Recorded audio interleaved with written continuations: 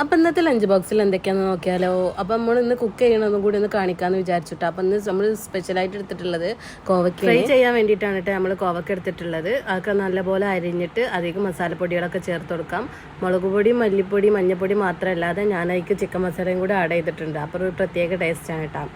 അങ്ങനെ അതൊക്കെ റെഡിയായി മിക്സാക്കി നന്നോടൊന്ന് മിക്സാക്കി കൊടുക്കണേ. അതൊക്കെ മിക്സാക്കിയതിൻ്റെ ശേഷം നമുക്കിതൊന്ന് അടുപ്പത്ത് വെച്ചിട്ട് ജസ്റ്റ് ഒന്ന് കുക്ക് ചെയ്തെടുക്കാം.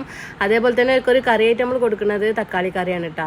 അപ്പോൾ അതുണ്ടാക്കാൻ വേണ്ടിയിട്ട് നമ്മൾ അടുപ്പത്തേക്ക് പാത്രം വെച്ചിട്ടുണ്ട്. അതേപോലെ തന്നെ കടുക് പൊട്ടിച്ചു. പിന്നെ നമ്മൾ തക്കാളി ഉള്ളിയൊക്കെ ഇട്ട് കൊടുത്തിട്ടുണ്ട്. പിന്നെ അതിലേക്ക് വേണ്ട മസാലപ്പൊടികളൊക്കെ ആഡ് ചെയ്തിട്ടുണ്ട്. ഇനി അതേതായാലും അവിടെ കിടന്ന് റെഡി ആവട്ടെ. അപ്പോൾ ഇതിനിതാ നമ്മളുടെ കോവയ്ക്ക ഇവിടെ റെഡിയായി കിട്ടിയിട്ടുണ്ട് കേട്ടോ.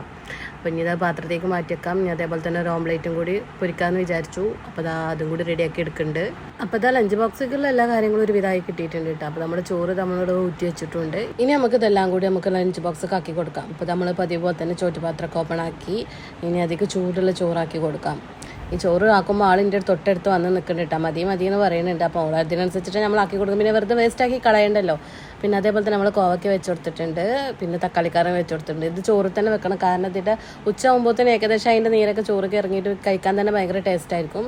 പിന്നെ ഒരു ഓംലേറ്റും കൂടി വെച്ച് കൊടുത്തിട്ടുണ്ട്. അപ്പോൾ ലഞ്ചാക്കി ഏകദേശം റെഡി ആയിട്ടുണ്ട്. നമുക്ക് സ്നാക്സ് ആയിട്ട് എന്താ കൊടുത്തതെന്ന് നോക്കാം.